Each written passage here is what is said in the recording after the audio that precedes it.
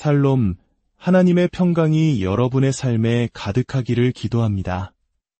오늘 우리는 믿음의 여정 속에서 깊은 영감을 주는 한 인물의 삶 속으로 들어가 보려 합니다.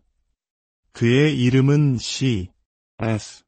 루이스, 20세기 가장 위대한 기독교 작가 중 한 사람입니다. 본격적인 이야기에 앞서 잠시 여러분의 도움이 필요합니다. 만약 이 이야기가 여러분의 마음에 울림을 준다면 좋아요와 구독을 통해 저희 채널에 힘을 실어주십시오. 여러분의 작은 참여는 이처럼 귀한 믿음의 이야기들이 더 많은 이들에게 닿을 수 있도록 하는 빛을 나누는 귀한 사역이 될 것입니다. 여러분이 나누는 모든 선한 영향력 위에 하나님의 축복이 함께하기를 바랍니다. 자, 이제 함께 C.S. 루이스의 놀라운 삶과 신앙의 세계로 떠나보겠습니다. 많은 분들이 C.S. 루이스라는 이름을 들으면 아마도 신비로운 옷장을 통해 환상의 세계로 들어가는 아이들의 이야기, 나니아 연대기를 떠올리실 겁니다. 혹은 기독교 신앙의 핵심을 명쾌하게 풀어낸 그의 저서들로 그를 기억할지도 모릅니다. 그는 의심의 시대를 살았던 수많은 영혼들에게 믿음의 등불을 밝혀준 인물이었습니다. 하지만 우리가 오늘 주목하고자 하는 것은 그가 남긴 위대한 작품들뿐만이 아닙니다. 냉소적인 무신론자였던 한 청년이 어떻게 하나님을 만났고 그의 가장 열렬한 변증가가 되었는지 그 극적인 삶의 여정 그 자체입니다. C.S. 루이스, 본명 클라이브 스테이플스 루이스는 1898년 11월 아일랜드의 벨파스트에서 태어났습니다. 그의 어린 시절은 평온했지만 그 행복은 오래가지 못했습니다. 그가 겨우 9살이 되던 해인 1908년 사랑하는 어머니가 암으로 세상을 떠나면서 그의 세상은 한순간에 무너져 내렸습니다. 어린 루이스에게 어머니의 죽음은 견딜 수 없는 고통이었고 이는 그의 마음속에 하나님에 대한 깊은 불신과 원망의 씨앗을 심었습니다. 아들을 위로하는 데 서툴렀던 아버지는 그를 영국의 기숙학교로 보냈습니다. 하지만 낯선 환경은 어린 루이스에게 더 큰 불행과 외로움을 안겨주었을 뿐입니다. 다행히 그의 아버지는 상황이 좋지 않다는 것을 깨닫고 루이스가 개인 교사에게 교육받을 수 있도록 조치했습니다. 이 결정은 신의 한 수였습니다. 루이스는 뛰어난 지적 재능을 마음껏 발휘하기 시작했고 1916년 12월 세계 최고의 명문 옥스퍼드 대학교에 고전학 전공으로 장학금을 받고 입학하는 쾌거를 이룹니다. 그러나 이 시기 그의 지성이 빛을 발할수록 그의 마음은 하나님에게서 더욱 멀어졌습니다. 그는 스스로를 완고한 무신론자라 칭했습니다. 그의 무신론은 단순히 부모님의 신앙에 대한 사춘기적 반항이 아니었습니다. 과학의 발전이 신앙의 근거를 무너뜨렸으며 세상의 만연한 고통을 볼 때 자비로운 신이란 존재할 수 없다고 믿는 나름의 확고한 철학적 결론이었습니다. 그에게 신을 믿는 것은 이성적인 사고를 포기하는 것과 같았습니다. 그의 불신은 제1차 세계대전의 참상 속에서 더욱 굳건해졌습니다. 1917년 옥스퍼드에서 학업을 시작한 지 얼마 되지 않아 그는 조국을 위해 영국군에 자원 입대합니다. 훈련을 마친 그는 소위로 임관하여 프랑스 북부의 최전선으로 보내졌습니다. 인간이 만들어낸 가장 끔찍한 지옥, 전쟁터에서 그는 죽음의 공포와 인간의 잔혹함을 매일같이 목격했습니다.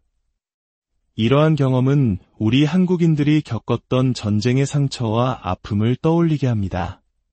참혹한 포화 속에서 침묵하는 신을 향해 루이스는 분노의 찬시를 써 내려갔습니다. 인간의 고통에 무관심한 신을 조롱하고 비판하는 것이 그의 유일한 위안이었습니다. 전쟁은 그의 무신론에 지울 수 없는 확신을 새겨 넣었습니다. 몇 달 후 루이스는 독일군 진지 공격 중 부상을 입고 영국으로 후송되었고 1918년 12월 제대한 후 이듬해 옥스퍼드로 돌아와 학업을 재개했습니다. 전쟁의 상처를 안고 돌아온 캠퍼스에서 그의 학문적 재능은 폭발적으로 빛나기 시작했습니다. 그는 고전학과 영문학에서 연이어 최우수 학위를 받았고, 이는 트리플 퍼스트라 불리는 옥스퍼드에서도 극히 드문 학문적 영예였습니다. 그리고 마침내 1925년 그는 옥스퍼드 모들린 칼리지의 영문학 교수로 임용되었습니다. 이제 그는 모두가 부러워하는 명예로운 학자의 길을 걷게 되었습니다. 그러나 그의 영혼 깊은 곳에서는 미세한 균열이 시작되고 있었습니다. 바로 그의 인생을 바꿀 운명적인 친구 J.R.R. 톨킨과의 만남이었습니다. 훗날 반지의 제왕이라는 위대한 판타지 문학을 세상에 내놓게 될 톨킨은 독실한 신앙인이었습니다. 루이스는 톨킨을 비롯한 지적인 친구들과의 대화를 통해 자신이 그토록 경멸했던 신앙이 결코 비이성적이거나 지적으로 빈곤한 것이 아님을 깨닫기 시작했습니다. 그가 평생 사랑했던 영문학 고전들 역시 그의 무신론의 벽을 흔들었습니다. 위대한 작가들의 작품 세계 깊숙한 곳에는 그가 외면하려 했던 신성함과 초월적인 가치들이 흐르고 있었습니다.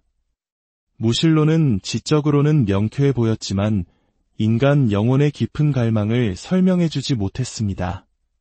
상상력은 고갈되었고 세상은 차갑고 의미 없는 공간으로만 느껴졌습니다.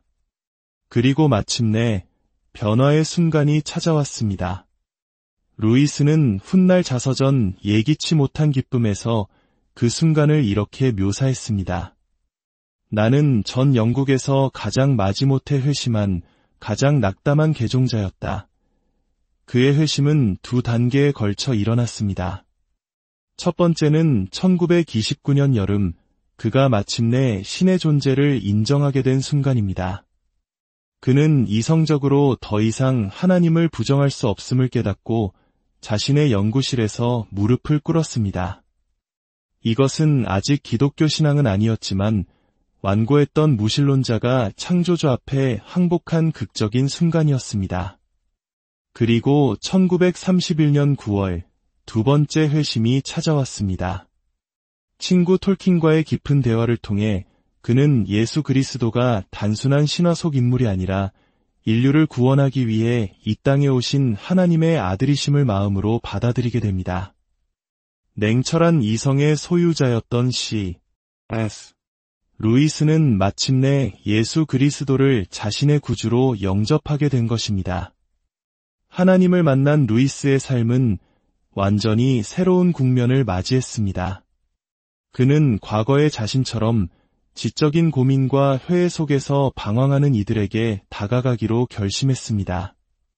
그의 명료한 논리와 따뜻한 상상력은 이제 하나님의 복음을 전하는 가장 강력한 도구가 되었습니다.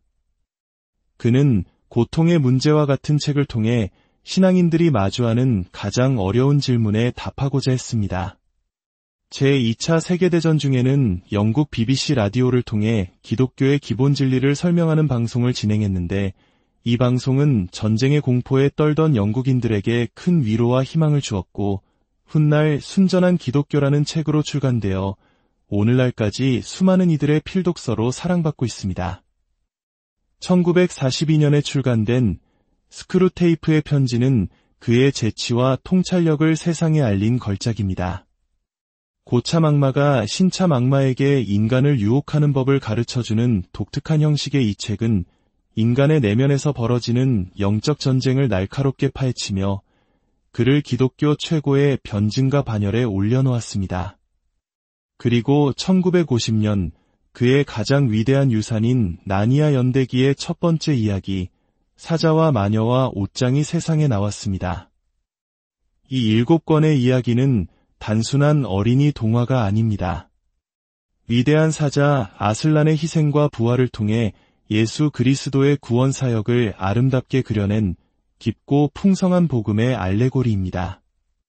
루이스는 아이들의 눈높이에서 상상력을 자극하며 하나님의 존재와 성육신의 신비와 같은 위대한 질문들을 자연스럽게 마주하게 했습니다.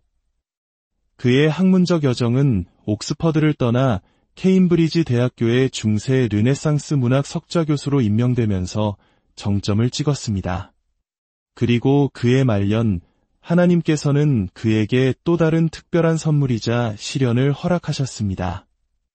바로 미국인 이혼녀였던 조이 데이비드먼과의 사랑이었습니다. 늦은 나이에 찾아온 뜨거운 사랑과 행복은 그러나 잠시였습니다. 아내 조이가 암에 걸린 것입니다.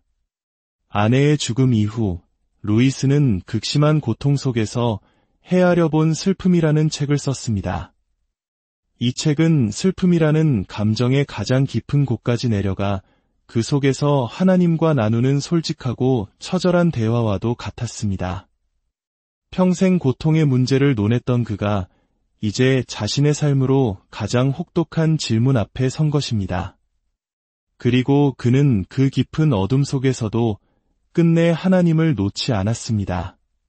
1963년 11월 22일 C.S. 루이스는 옥스퍼드의 자택에서 조용히 눈을 감고 그가 평생 사모했던 주님의 품에 안겼습니다. C.S. 루이스의 삶은 우리에게 무엇을 말해줄까요? 그의 이야기는 가장 완고한 불신과 의심 속에서도 하나님의 부르심은 멈추지 않는다는 것을 보여줍니다. 또한 우리의 이성과 지성이 신앙의 적이 아니라 오히려 하나님을 더 깊이 알아가는 소중한 도구가 될 수 있음을 증거합니다. 혹시 지금 삶의 고통과 풀리지 않는 의심 속에서 하나님을 원망하거나 그 존재를 의심하고 계신 분이 있습니까? C.S.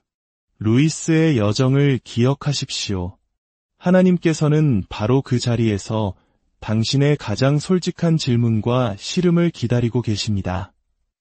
주님의 은혜와 사랑이 이야기를 듣는 모든 분들의 삶 속에 강물처럼 흐르기를 소망합니다.